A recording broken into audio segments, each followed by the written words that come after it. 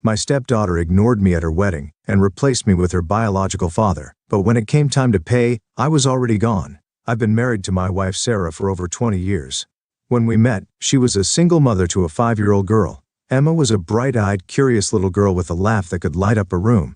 First time I saw her, she was chasing a paper airplane in the park, holding Sarah's hand tightly as they walked toward me. Something in that moment told me they were my future. From the start, Sarah was upfront about her past. Emma is biological father. Mark had always been unreliable, full of empty promises and fleeting appearances.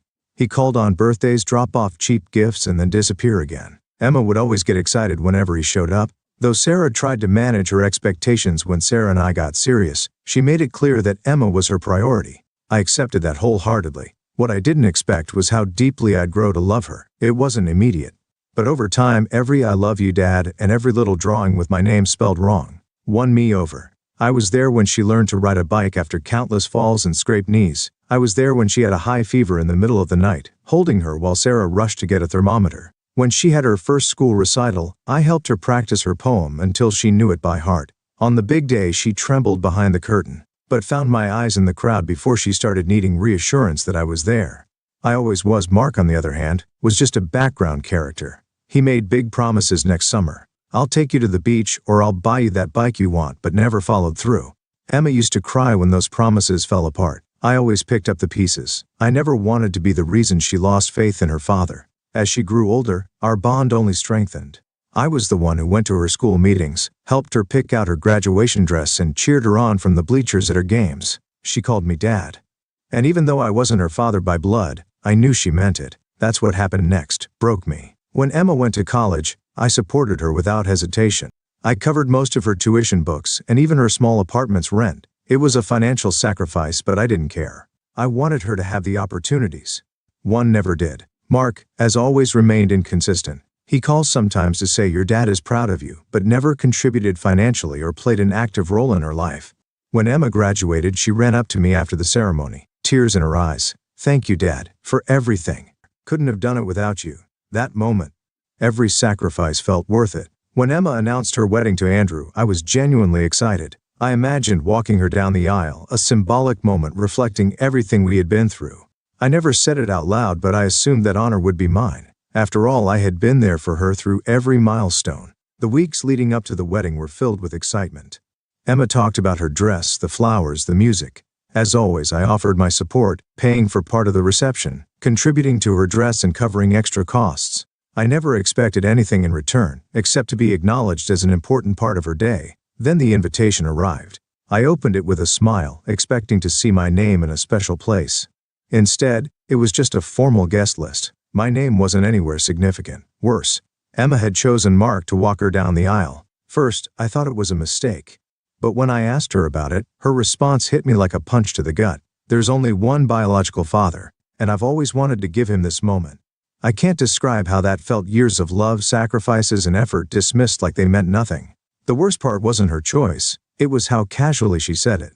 As if it had never even crossed her mind to choose me. Her wedding day was one of the most humiliating days of my life. I arrived early in a suit I had tailored for the occasion, sat quietly among the guests, and watched as all eyes were on Mark walking Emma down the aisle. During the speeches, I waited, hoping someone would acknowledge me. No one did. I was invisible. Something inside me broke that day. The part of me that had always been willing to sacrifice simply shut down. I didn't know it yet, but that moment marked the beginning of a change that would alter everything. That moment, watching Emma walk down the aisle on Mark's arm, was burned into my memory. She was radiant, as any bride should be, but for me the image was filled with bitterness, not because I didn't want her to be happy, because I realized in that instant that I was disposable to her the week after the wedding. Emma and Andrew left for a luxury honeymoon, a beachfront resort with breathtaking views and top-tier amenities. I didn't ask much about it. I couldn't bring myself to engage in conversations about something that marked the breaking point of our relationship. What I didn't expect was what happened when Emma returned. She barely had time to unpack before calling me. Her tone was light, as if nothing had happened. She gushed about the beaches, the surprise dinner Andrew had planned under the stars. I listened in silence, responding with short answers, struggling to keep my composure. Then the conversation took a turn I should have seen coming. "Dad," she said, the familiarity of that word cutting deeper than I wanted to admit. "I need a favor." There had been some unexpected expenses on the honeymoon, and they were a little short on cash. Could I help cover the cost? For a moment I was speechless. The way she asked so casually, so assured, like she simply expected me to say yes. Just as I always had. I was the one who fixed things, who provided, who sacrificed for her without question.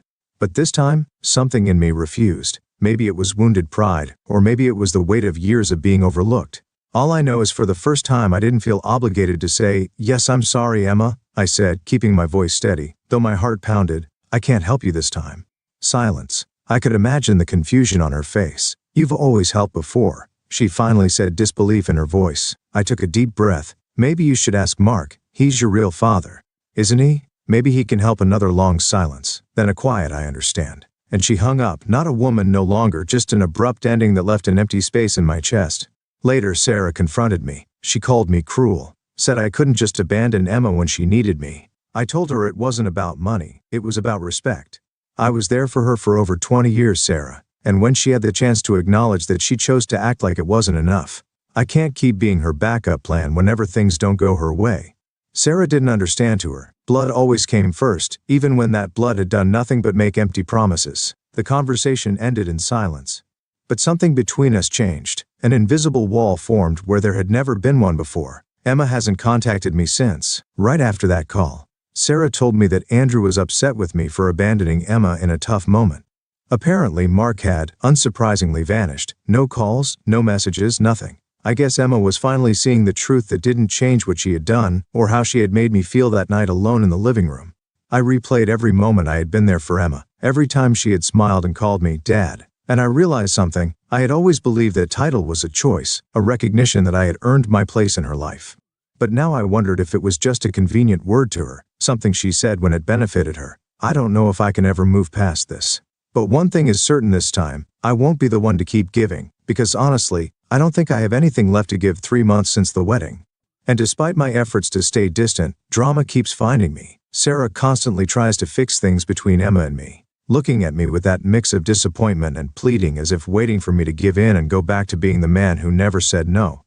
But what she doesn't understand or refuses to accept is that something inside me changed that day. I can't just go back to how things were since the call where I refused to pay for Emma's honeymoon. Our relationship has completely faded. She hasn't reached out, and while that hurt at first, now it feels like relief. No more requests for money disguised as casual check-ins. What did surprise me, though, was how quickly problems started in her marriage. Sarah, of course, kept in constant contact with Emma and casually brought it up over dinner one night. Emma and Andrew are struggling financially. She sighed dramatically. Andrew lost his job and they're having trouble paying rent. I kept eating, already knowing where this was going. Sarah pressed on. "Don't you think we should help them? She's our daughter." After all, I sat down my fork and took a deep breath. I'm not her father anymore, Sarah. According to Emma, that role belongs to Mark. So if she needs help, she should ask him. Sarah looked at me like I had just said something unforgivable. "How can you be so cold? She's always counted on you. You can't turn your back on her." Now I let out a bitter laugh. Cold. Cold is what she did to me at her wedding, because honestly, that's exactly how it felt, cold and invisible. Like I never spent 2 decades being the one who was there for her. If Mark is her father for the big moments, then he can be her father in the difficult ones too. That ended the conversation. Sarah stormed off, taking her plate to the sink. That night, we slept in silence, backs turned to each other. It hurt that this was affecting our relationship. But I couldn't keep being the man who gave and gave, getting nothing in return, despite everything. Emma didn't take long to reach out, though not directly. A week later, I got a message from Andrew, short but heavy with desperation. "It's Andrew, Emma's husband. I need to talk to you about something important. Do you have time?" I didn't reply right away. I let the message sit there, a reminder of how much things had changed. I read it over and over, knowing exactly what he wanted. Money. It was always money. Eventually I decided to hear him out. I had nothing to lose. We met at a local cafe. Andrew was already there, nervously tapping his foot, staring at an untouched coffee. I sat down without a word, waiting for him to speak first. "Thanks for coming," he said. Finally, though his tone lacked sincerity, it felt more like an obligation. "I know things have been tense between you and Emma, but we're going through a tough time and thought maybe you could help." There it was, the inevitable request. I kept my face neutral. "What do you need?" I asked, even though I already knew Andrew's side, staring at his coffee as if searching for the right words. "Emma and I have been struggling financially since the honeymoon. I lost my job recently, and now we're behind on rent. If we don't pay in 2 weeks, we'll be evicted." I nodded slowly, letting his words sink in before asking the one question he clearly hadn't expected. Have you asked Mark? Andrew looked up, confused. Mark? No, we haven't talked to him. Emma thought that you might help. You've always been there for her. I smiled. But it wasn't a kind one. It was bitter, ironic. Exactly, I said, leaning forward. Yet when she had to choose, she picked Mark. So no, Andrew, I won't be helping this time. Maybe it's time for Mark to finally step up for once. Andrew tried to argue, saying it wouldn't be fair if they got evicted, that this wasn't just about Emma, but about him too. I held up a hand to stop him. This conversation is over, I said firmly. I wish you both the best, but I can't keep solving your problems. I stood up, leaving him alone with his cold coffee and his frustration. When I got home, Sarah was waiting for me. As if she already knew what had happened, I didn't give her details. She didn't need them. She could tell I had refused to help. Since then, Emma and Andrew have stopped trying. Sarah is still upset, though she stopped pushing me to give in. But something tells me this isn't over. When a castle crumbles, there's always more debris to come. 6 months have passed since the wedding, and to be honest, these months have been strangely liberating. I've stood firm in my decision not to involve myself in Emma and Andrew's problems, though it's meant dealing with Sarah's constant resentment. She doesn't say it outright, but I see it in her eyes. She still hasn't forgiven me for what she sees as a betrayal. No matter how many times I explain that this isn't about money but respect, she either doesn't understand or refuses to. But the distance between Emma and me has brought an unexpected relief. For the first time in years, I'm free from the weight of always being the one to hold everything together. I started focusing on myself again, picked up old hobbies like woodworking, spent more time with friends.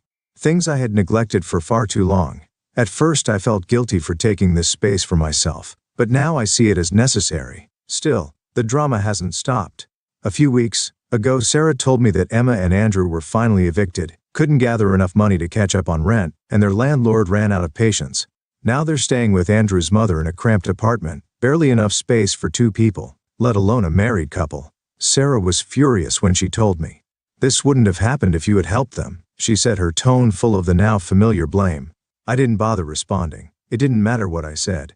Sarah would always see me as the villain for any hardship Emma faced. What she doesn't realize is that deep down, I know I did the right thing. Emma chose to push me aside. And now she's facing the consequences of those choices. The irony, according to Sarah, Mark has been completely absent through all of this. He didn't even respond when Emma reached out for help. Not surprising, he's been unreliable his whole life. But I find it interesting. After all the effort Emma put into placing him on a pedestal, he's nowhere to be found when she actually needs him a few days ago. While Sarah was cooking dinner, she told me something that almost made me laugh out loud. Emma says Mark promised to help her find a new place to live, but he still hasn't followed through. He says he's waiting for his finances to stabilize. I raised an eyebrow, looking at her in disbelief. And Emma still believes him after a lifetime of broken promises. She still believes him, I asked, not with anger, but genuine curiosity. Sarah sighed, looking at me with sadness. He's her father, she said, simply as if that explained everything. That conversation lingered in my mind. For years I had tried to fill the void Mark left in Emma's life.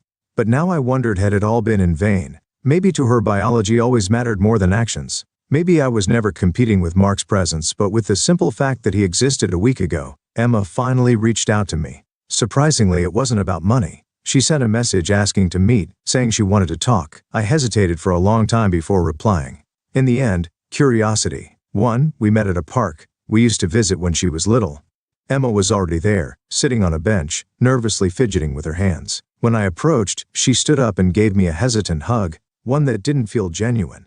I accepted it out of politeness. For a few minutes we sat in awkward silence. Then she started talking, but not about why she had called me there. Instead, she spoke about how difficult it was living with Andrew's mother, the tension in her marriage, how much she missed having her own space. I listened without interrupting. I could tell she had a lot to unload. Then finally she got to the "Dad." She said a word that used to mean so much to me but now felt hollow. I know I've disappointed you. I know the wedding hurt you. I don't think I realized how much until it was too late. I waited, letting her continue inside. I felt a mix of emotions, disbelief, sadness, and a lingering resentment. Emma took a deep breath before adding, I just want to say, I'm sorry for how things turned out. I never meant to make you feel replaced. You did, I replied calmly but firmly, and not just at the wedding, Emma. Every time you ignored everything I did for you, every time you chose to see Mark as something he never was, you say you didn't want me to feel replaced, but honestly, I don't think I was ever in that place to begin with. Emma looked down, visibly shaken. By my words, maybe she'd expected me to simply accept her apology and return to how things used to be. That wasn't possible anymore. Some things once broken can't be repaired. The conversation ended shortly after, as we said goodbye. She told me she hoped we could rebuild our relationship with time. I didn't respond, not because I didn't want it to happen, but because I wasn't sure it was possible. Emma didn't just break my heart, she shattered something deeper, my trust in her. I did something neither Sarah nor Emma will ever forgive me for, and honestly, I don't know if I should even ask for forgiveness for the past year since the wedding. My relationship with Sarah has crumbled beyond what I ever thought possible. What started as emotional distance has turned into an unbridgeable gap. The love, the bond, even the respect we once shared feels gone. We still share a house but not a life. Since the wedding there's been no intimacy. At first I thought it was temporary, a result of stress. But as months passed I realized Sarah wasn't just upset. She was resentful. She blamed me for Emma's suffering, and that resentment seeped into every part of our marriage. The nights we once spent talking or watching movies are now filled with silence. Every time I try to reach out she pulls away, building a wall between us. And in the middle of that emptiness, someone else entered my life. Sophie, Sarah's best friend. She had always been around the fun and to Emma, bringing extravagant gifts and telling funny stories. But after the wedding something changed. She started calling more, checking in on me. First I thought she was trying to help fix things between Sarah and me, but over time I realized it was more than that. Sophie was the only person who truly listened.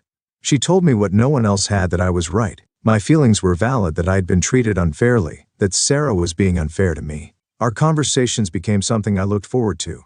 She didn't see me as the villain in this story. I won't say this was planned because it just happened. Like a river finding a new path. One night, after another long talk, we sat in silence just looking at each other. We had talked about everything. How I felt invisible in my own home. How Sarah had grown cold. How my life felt like it was falling apart.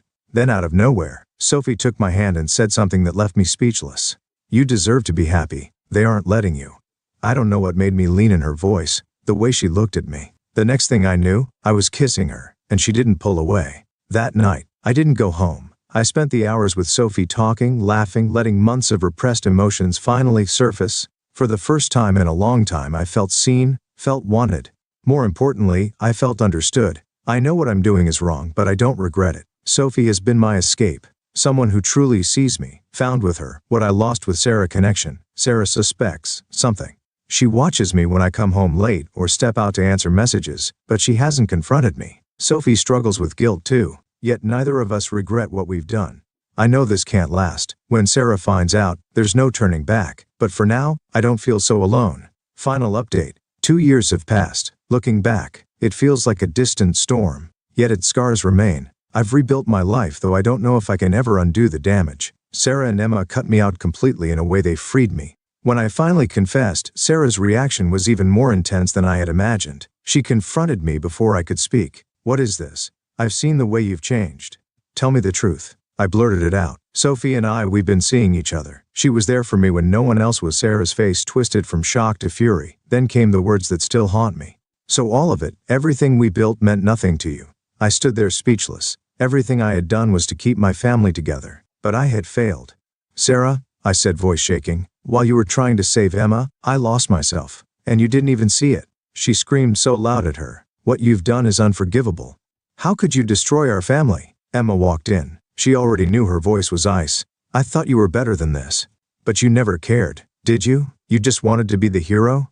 And look what you've done? That's not true, I said, trembling. You pushed me away. You chose Mark. And when you needed something, I was just supposed to fix it. But when I gave you everything, it was never enough. Was it enough? Sarah yelled. That doesn't justify this betrayal.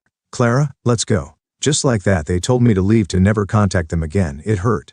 But at the same time I felt relief. There was nothing left to save. I moved into a small apartment. The divorce process was exhausting, but the real pain wasn't the legal battle. It was knowing the life I built was gone through it all. Sophie was there, my comfort, my motivation. She didn't excuse my mistakes, but she didn't judge me either. Months later, as I was finally piecing my life back together, I got a message from Emma. Dad, I know I hurt you. I know I failed. You will always be my father. I'm sorry. I know things will never be the same, but I will always love you. I didn't reply right away. The wounds were still too deep. Maybe one day I'll find peace, but for now I'm moving forward, no matter what I've left behind.